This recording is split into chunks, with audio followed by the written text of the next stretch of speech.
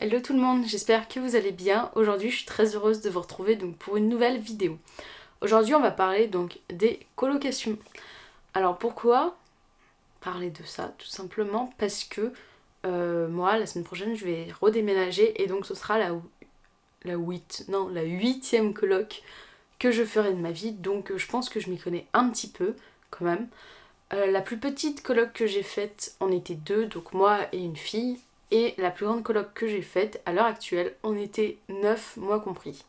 Donc j'ai fait un large panel de colocs. J'ai fait des colocs de 2, de 3, de 4, de 6, de 9. Et je crois que c'est tout, c'est déjà pas mal. Et du coup, vu qu'en ce moment c'est quand même la période, en fait il y a deux grosses périodes où techniquement tu recherches un logement étudiant ou un logement jeune travailleur. C'est soit en juin, début juillet, soit fin août, début septembre. Alors pourquoi fin août, début septembre? Soit parce que t'as pas encore d'affectation de fac ou d'université ou d'école ou autre, et donc du coup t'attends les réponses, donc t'as aucune affectation. Soit parce que t'as rien trouvé qui te plaisait, soit parce que tu bossais pendant cet été et que t'as pas eu le temps de chercher un logement pour la rentrée. De toute manière, t'inquiète pas, au mois de septembre, il y a toujours des trucs qui restent. C'est vraiment pas un souci, puisque en fait, il y a des colocs quand même où les gens arrêtent le bail au 31 août, donc forcément, la location n'est possible qu'à partir du 1er septembre. Donc j'avais envie de te faire ces vidéos pour t'expliquer ce que moi, personnellement, j'aurais aimé savoir avant de commencer donc les colocations, que ça soit d'un point de vue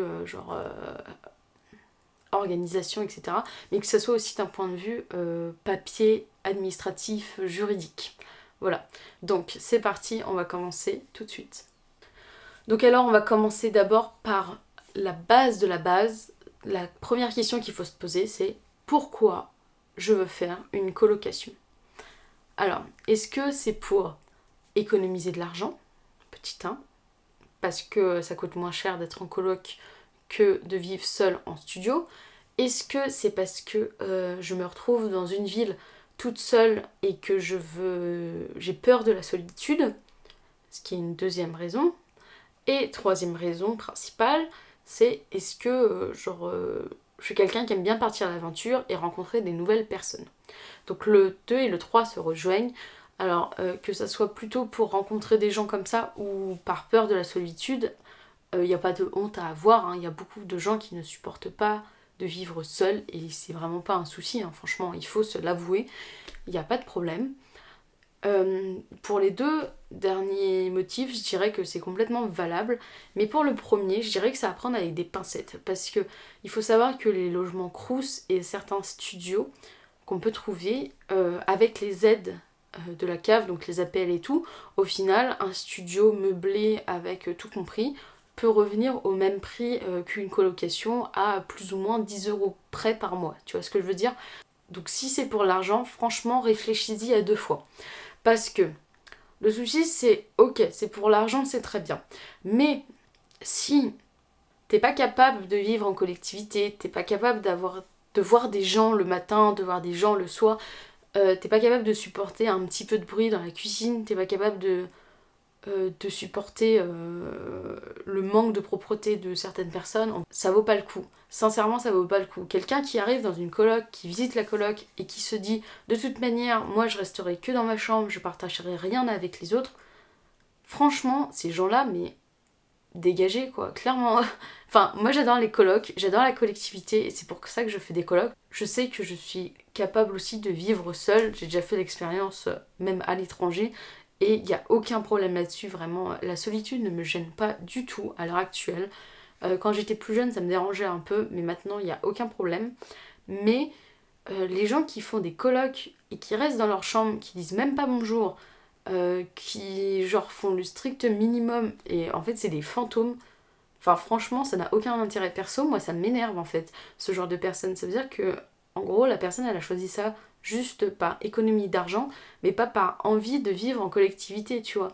Et je trouve ça vraiment dommage parce que le gros point positif d'une coloc, quand même, ça reste l'ambiance, ça reste les repas partagés, ça reste les fous rires, les soirées qu'on peut faire, ça reste des moments partagés, tu vois ce que je veux dire. Et c'est vraiment ça en fait qui est beau dans les colocations. Perso, moi c'est ce que je recherche. Donc vraiment se poser la question, est-ce que je suis capable de vivre en collectivité?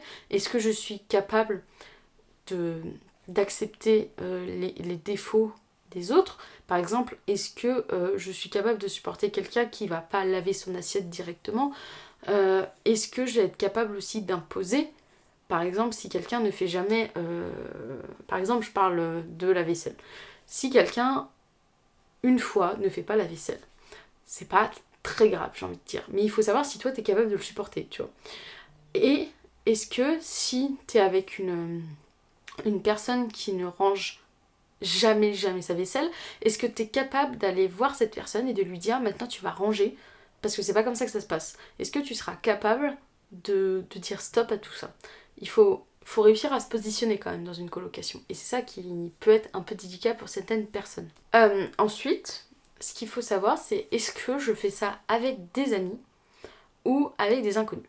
Alors moi, je te conseillerais, parce que j'ai fait que ça et ça s'est toujours super bien passé, à part 2 fois, mais je pense que je te le raconterai dans une autre vidéo parce que c'est beaucoup trop long ce qui m'est arrivé. Mais moi je te conseillerais clairement de faire des colocs avec des inconnus. Pourquoi ça? Parce que de tous les retours d'expérience que j'ai eus sur les colocs entre amis, ça s'est toujours fini très mal. Pourquoi? Alors, parce que au départ, cette personne, c'est ton ou ta meilleure pote ou un très bon ami à toi.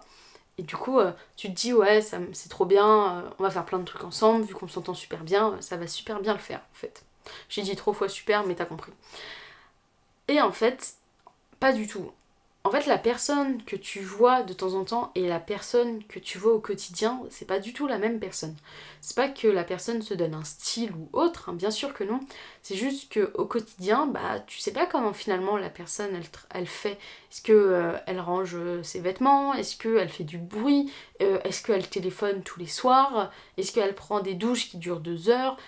Est-ce qu'elle invite toujours des gens à la maison, etc., etc., etc. Et en fait, le problème d'être avec quelqu'un que tu connais et qui est ton ami, c'est que tu as beaucoup d'attentes vis-à-vis de cette personne. En fait, tu t'attends à ce qu'elle sache ce que toi tu as envie, ce que toi tu as besoin, et inversement, hein, bien sûr, avec l'autre personne. Et du coup, c'est très compliqué, parce que tu t'attends à un truc, et en fait, tu es forcément déçu, parce que la personne ne peut pas faire comme tu veux toi, vu que c'est un être indépendant. En fait, ça a beau être ton meilleur pote, il réagit pas comme toi nécessairement, tu vois ce que je veux dire?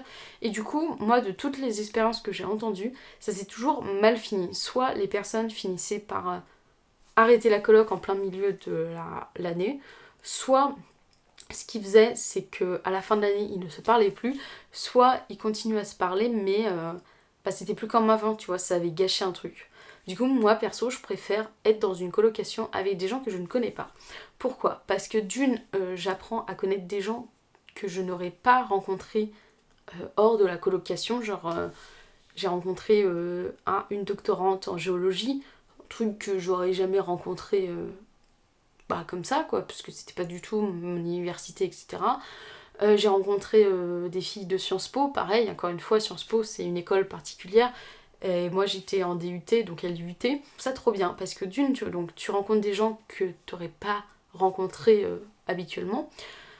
Et de deux, t'as aucune attente vis-à-vis de ces personnes. En fait, tu arrives et tu te dis, bah on verra comment ça se passe. Et en gros, tu te dis pas, ouais, ça va être trop bien, ouais, ça va être trop nul. Tu te dis, bah on va au jour le jour. Alors je suis d'accord, il y a des gens qui sont pas capables de faire ça, parce qu'il faut un certain lâcher prise quand même pour faire ce genre de truc. Mais vraiment, à faire au moins une fois dans sa vie à tester. Vraiment, c'est trop chouette. Tu rencontres des gens formidables. Tu évolues beaucoup sur tes manières de penser, puisque c'est des gens que tu aurais de base pas rencontrés. Du coup, tu réfléchis vachement aussi, et ça te fait beaucoup plus évoluer et mûrir. Enfin, perso, je pense que je serais pas dans cet état d'esprit-là à l'heure actuelle si j'avais pas fait toutes ces rencontres. Ce que je veux dire, c'est que ces personnes-là, par exemple, quand tu les vois, et ben tu vas pas te dire c'est mon meilleur ami, c'est ma meilleure amie, j'espère que ça va bien se passer, machin. C'est juste, tu te dis j'espère que ça va bien se passer. Et dans le meilleur des cas, je me fais un nouvel ami, et dans le pire des cas, bah, juste à la fin de l'année, on se parle plus et puis basta. Perso, je pense que c'est le meilleur moyen parce que t'as aucune attente vis-à-vis des personnes. Voilà, ça c'est mon avis. Voilà, c'est comme ça. Ensuite, je te conseille de regarder le nombre de colocataires qu'il y a dans la coloc que tu vas choisir. Pourquoi? Parce que par exemple, être à deux, ça peut être assez compliqué, dans le sens où si tu t'entends pas avec la personne, en gros vous êtes que toutes les deux en fait. Donc ça peut vite être étouffant. Alors que par exemple si vous êtes 10, au contraire, il y a beaucoup trop de monde et du coup ça peut faire des clans aussi. Ça peut, c'est pas forcément le cas, mais ça peut. Moi je te conseille de commencer par des colocs, par exemple de 4. La coloc de 4, c'est, moi je trouve, la coloc parfaite.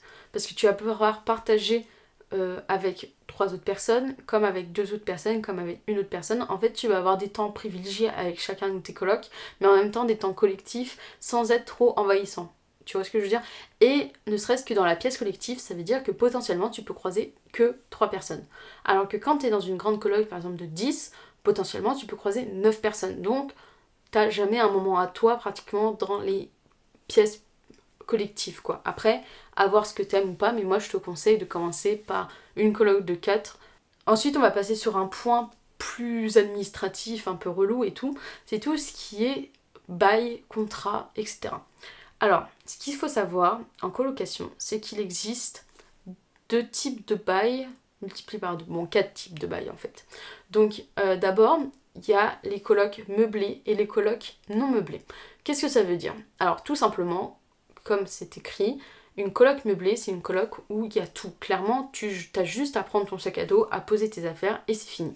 Une coloc non meublée, c'est une coloc où tu dois justement ramener tes affaires. C'est-à-dire qu'il faut ramener ton lit, il faut ramener, je sais pas moi, enfin ta lampe de chevet, enfin t'as tout à ramener. Ce qui est compliqué dans les colocations non meublées, c'est 2 points. Le premier, c'est que dans les espaces collectifs, techniquement, toi tu ramènes des choses et tes colocs vont ramener des choses. Donc, il faut pas qu'il y ait détérioration. Pardon.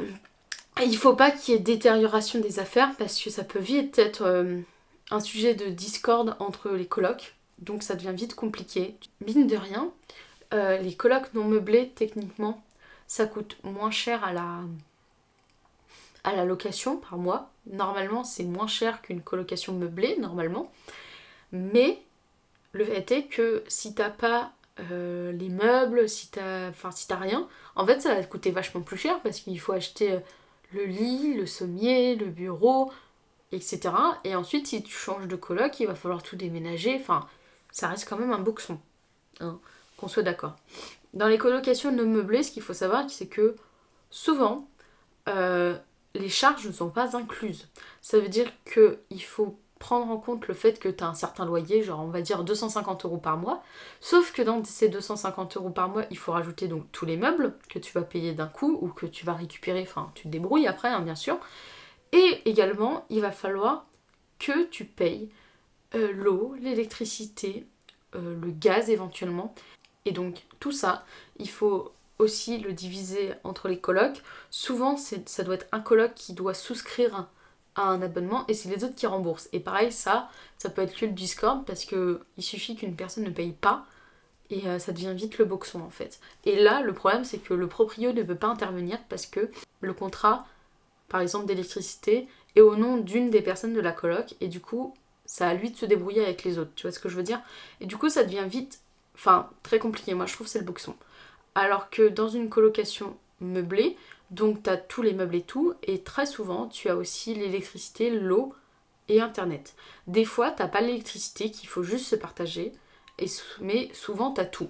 Et en vrai c'est quand même une facilité d'esprit de dire que tu payes juste un loyer. Sauf que bah t'as tout compris à l'intérieur et que t'as pas à rajouter, t'as pas de frais cachés, t'as pas de suppléments, t'as pas plusieurs virements à faire dans l'année ou dans le mois en fait à plusieurs personnes. Moi je trouve ça beaucoup plus pratique. Ensuite ce qu'il faut savoir c'est que pour résilier un bail, si c'est un bail non meublé il faut compter 3 mois de préavis et si c'est un bail meublé il faut compter 1 mois de préavis. Et sincèrement quand on est étudiant ou quand on a un stage ou autre, je trouve ça vachement plus pratique d'avoir que 1 mois de préavis. Bien sûr tu peux le faire avant si tu le sais avant que tu vas partir, mais ça reste quand même une facilité de mouvement en fait. Ensuite, ce qu'il faut faire attention, c'est la nature des bails. Est-ce que c'est un bail collectif ou un bail individuel? Ce qu'il faut savoir, moi ce que je te conseille de faire, c'est de prendre absolument un bail individuel. Pourquoi ça? En fait, un bail individuel, c'est que chacun a un bail qui signe et donc doit payer pour sa chambre et doit payer tous les mois au propriétaire une certaine somme. Jusqu'à là, c'est pas compliqué. Plus au niveau des assurances, tu payes l'assurance pour ta chambre et les parties collectives. Alors qu'un bail collectif, c'est un seul bail, un seul contrat que tout le monde signe dans la coloc. Et donc tu dois, chacun de son côté, doit prendre une assurance habitation, mais pour toute la maison. Et le gros problème d'un contrat collectif, c'est que si ton coloc ne paye pas le loyer, toi et tes autres colocataires doivent avancer l'argent.